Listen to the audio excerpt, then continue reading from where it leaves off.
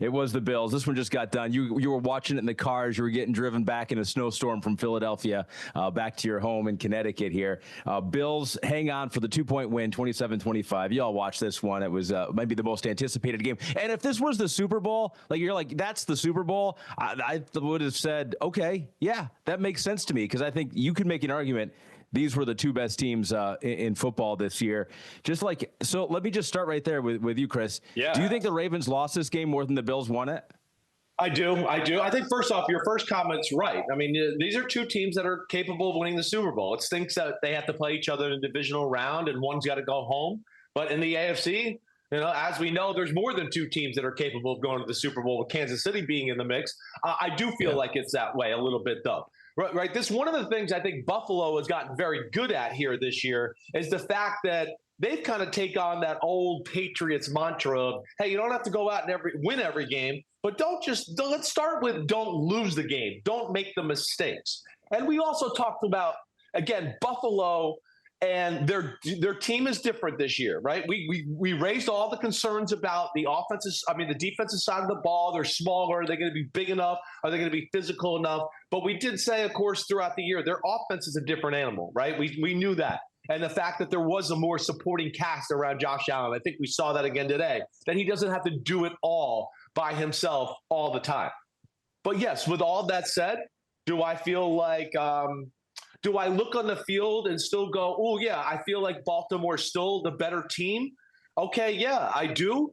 But between the coaching, the game planning, Sean McDermott, the way they handle certain situational football, and the fact that they played clean, and yeah, Baltimore made some huge mistakes. Let's just start there. You're right. It's huge. Yeah. Their interception to start the football game, right? Now, lucky the Baltimore defense made a stand there, and Buffalo didn't go down to get any points, but he throws the little flag route to Rashad Bateman. He throws it high like he's going to go up on more of a vertical angle. Rashad Bateman breaks it outside a little bit flatter. I feel like it was Lamar's fault there, but Tony Romo did a great job of kind of showing you he was under a little pressure and he had to throw it a hair quicker than he wanted to. And that made him, put the ball in the spot he didn't want to. The biggest one, though, is the fumble by Lamar when they were driving a few drives later. You're down there, they're getting close. You feel like they're starting to get a little rhythm. They're certainly in field goal range.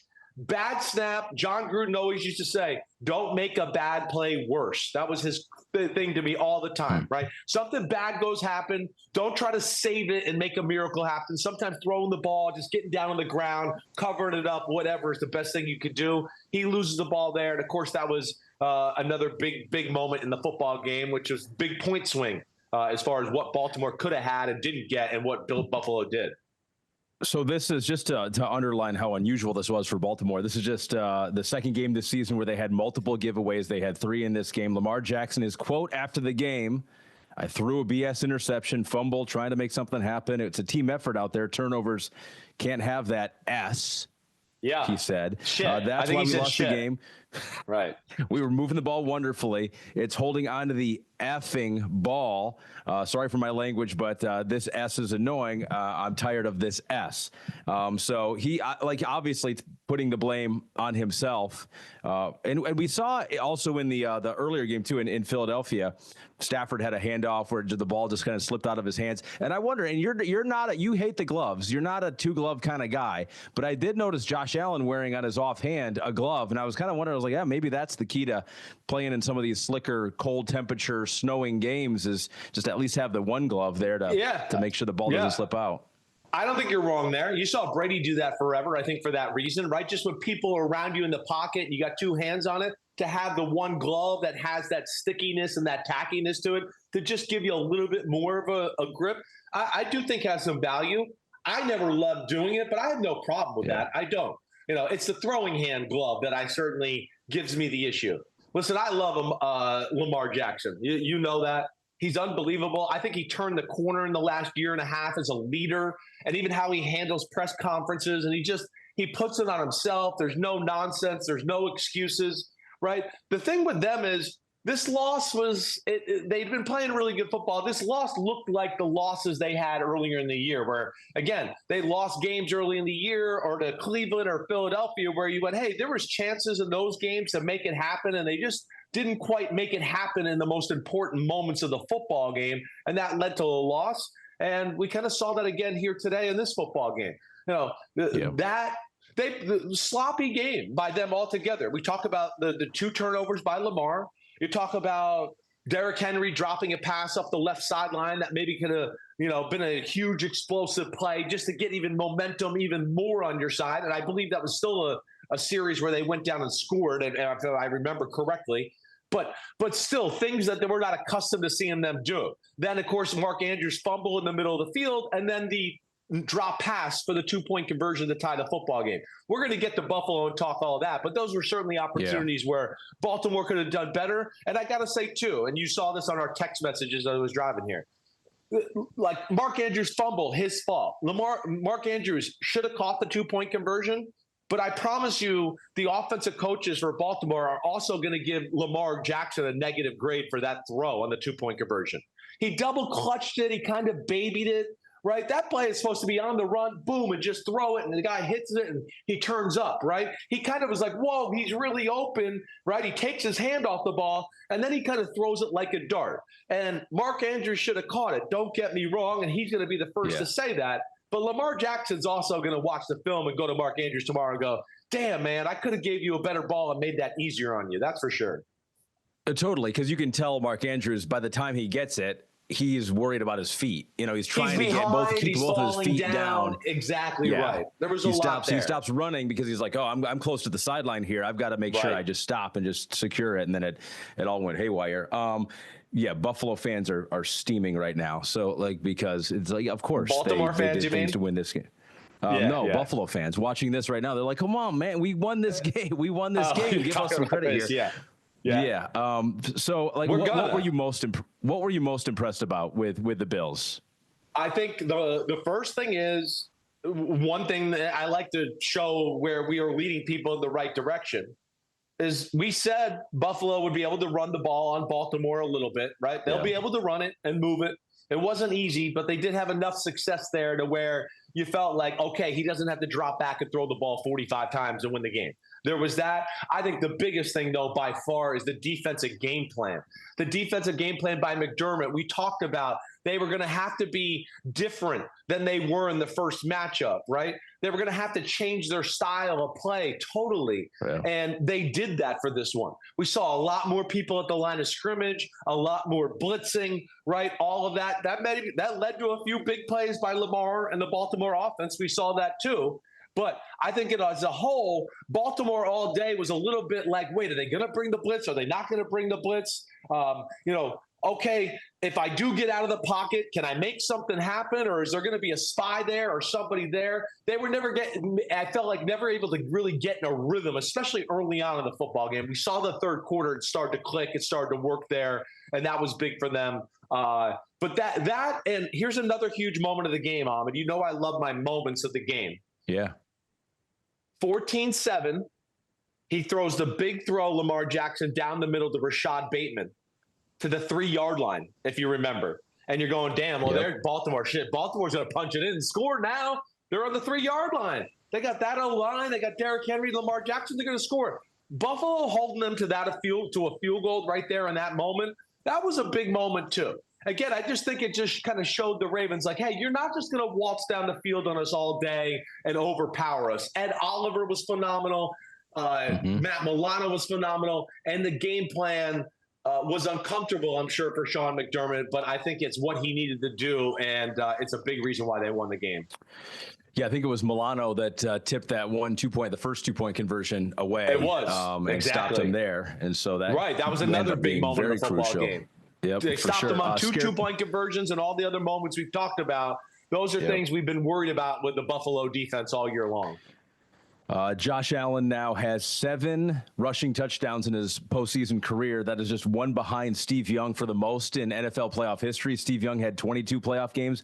Josh Allen had 12. How would you make the comparison? Obviously, the turnovers for Lamar Jackson. But how would you make the comparison outside of the turnovers? I mean, Buffalo did not make Baltimore punt in this one. How would you compare and contrast how Allen and Lamar stepped up in this big game setting? I thought they both played well. I looked at it and went, man, there was certainly one or two throws they could have both wanted back, right, that they missed. We know about the mistakes in Lamar and that, but damn, I mean, how many highlight unbelievable plays did Lamar make tonight, right? I think the big thing is, and we know how awesome Lamar is and all that. The big thing is I think Josh Allen's ability, maturity, learning, that he doesn't have to be Mr. Crazy Guy. I got to do something crazy all the time to make us win a football game. He's shown great, just patience here lately, especially even last week against Denver. Remember, I said that they came out playing a defense that was like, we're not going to give him the big play. And he took the check down and he ran, and they ran a few quarterback designs. So to me, that's big with Josh Allen, because Josh Allen has been, as we know, someone that's maybe on the other side of that coin a lot through his career, where you're like, you don't need to be that aggressive. I know those plays were awesome, but that one was crazy. Don't do that. And we just don't see that very much anymore. And in years past, I feel like in these games where he feels like, wait, we've got a drive or two and I haven't done anything, right? Now it's time for me to make some crazy throw or run. And it was just like, he was like, I'm just going to keep playing. I'm going to trust my football team. And I thought that was really big by Josh Allen. Lamar had the bigger highlight plays. Josh just played more steady and, of course, took care of the football. And they won situational football. I think that was the big thing for them tonight. Obviously, the snow and all the conditions in Buffalo and the cold weather, you knew the running game was going to be important for Buffalo. The question coming in was, would they be able to do it? And they did do it. They committed to it. 36 rushes for Buffalo, 147 yards, and 3 touchdowns. Scarecrow Boat says to you, how about the Bills flipping the script, running the ball all over Baltimore? I said it on the pregame show today in Philadelphia. I thought this would be a thing. I thought that the Buffalo O-line, we've talked about, this is different than what they've had. James Cook is a really good running back. He's elite. He's one of the better running backs in football. I know he's not, Saquon Barkley or Jahmyr Gibbs or Derrick Henry yet, but he's part of the next group of guys down from that. And then all the receivers they got around it, and they're physical in their run game. But yeah, they brought the fight to Baltimore's defense a little bit. And I think that was big. And just one, hey, like I said earlier, we're here for a physical matchup. You're not just going to get us into some highlight, high flying throwing football game. It chewed up some clock and kept that high powered Lamar Jackson, Baltimore Ravens offense off the field. Right. And I just think as it goes on, it's just going to continue to serve them well and open up play action passes and whatever else. It wasn't easy. On a night like tonight, where it's cold, it's windy, the ball is slick. We talked about for the last few weeks in these cold games, the game slows down. You don't see as many explosive plays. And I think that's where I'm proud of Buffalo. Back to Buffalo, who might be pissed at us because we started the show talking about Baltimore. Yeah, sorry about that. But we saved the cream of the crop for last year. Buffalo, and this is where my admiration for Sean McDermott and his ability to talk and communicate to his team and get them to play tough. I mean, think about it. We kind of talked about this a little, where when you're on the defense and all week you're hearing is, hey, you're going to get pushed around. They're big. They're the most physical run team in football. And at the other ear, you're getting your defensive line coach going, hey, fuckers, we can't win the fucking game unless you control the line of scrimmage a little bit. Ed Oliver, you're going to have your best game of the year or we can't win. And he did have maybe his best game of the year. Gregory Rousseau popped up a lot in a lot of moments. Epinesa was big. We saw Von Miller here and there. And then, of course, Matt Milano and Terrell Bernard, what they did in the middle of the defense was super special, too. Do you criticize Baltimore for only running Derrick Henry 16 times? I mean, they still ran for 176 yards. Justice Hill ripped off a couple big ones. Do you think they could have? I mean, that was the big narrative last year with them, right? It was like what happened to the run game. So, I mean, they still ran it 30 times, including Lamar's scrambles in there for 175 yards. Hey, you can argue you'd like to see Derrick Henry get a few more touches, but that's about as far as it's going to go for me, right? Yeah. I had no problem. This wasn't a game like last year in the Chiefs game, like you're talking about, where you're like, wait, it's 1st and 10. They're up by a field goal. We're going to just throw it 3 times? Like what? You felt like they came out with a purpose to run the football. The game flow and some of the things that happen and then get behind the chains every now and then maybe didn't allow them to lean on the running game quite to the capacity they wanted. But I'm certainly not going to question the game plan, what they did. They still made a lot of big plays and did a lot of good things. And let's not forget they were missing really maybe, one of the most explosive receivers in football, and Zay Flowers, that certainly hurt them too. And they really just stopped themselves. Again, no punts for them. Last thing for Baltimore here is now Pete's throwing this in here. So from 2018 to 2024, the Ravens have joined the Colts from the late 90s to 2005 as the only team in NFL history with 80 or more wins in a 7-season span without reaching the Super Bowl. And that, like, for me, that's like nightmare scenario. And that's coming from a Lions fan who lived through 0-16 and like never making the playoffs. I feel like now for Baltimore, it's almost like the regular season is rendered like, who cares, right? It's all about now what you do in these couple of games. Will the ball bounce your way? So that's right. Kind of like you got probably the MVP in Lamar Jackson. You got a great coach in John Harbaugh. Didn't have Zay Flowers in this one, but like the same discussion with Mike Tomlin, maybe a little different though. It's just like, what's going to change? What will it take for Baltimore to get over the hump? And maybe it's just one of those things where it's just like you run into good football teams, run into good quarterbacks, and it's been tails every time for them up to this point. I think so. I think they really have a lot of self-blame to go around at these big moments, though, whether it was some of the game planning last year. And let's not forget we just talked about, the lack of the run game. Let's not forget Zay Flowers fumbled on the 1-foot line going into score last year, right? They're so close. They're playing in a conference that is, of course, great. And within these 7 years, they had to go from the handoff of like, oh, the Patriots to the Chiefs. Oh, great. Thanks. Thanks for that, league. We get to deal with these two teams all the time. They're going to have to find, I think the big thing is play cleaner football in these moments, play a little bit better in the situational football, right? That's where Buffalo is becoming special. And we saw them do this to Kansas City. And this is where Josh Allen's, to me, his statistics are a little like they don't get the credit they deserve, because a lot of the times as we watch through the years and the big gotta have it moments, they make it happen. And we saw that again today. And for whatever reason, Baltimore has just not been able to do that against the top quality competition in football. Right? The year started off with them having a toe out of bounds on a 2-point conversion to win the game against the Kansas City Chiefs. It ends the 2-point conversion, and we can't catch the ball in the flat, something they probably did 400 times in practice and the games this year, and they messed up the execution of that. Harbaugh's going to hear about it. They're going to hear about them not being able to win the big game and all that, but they'll be back. Lamar's on a mission, and he's one of the greatest quarterbacks the league has ever seen.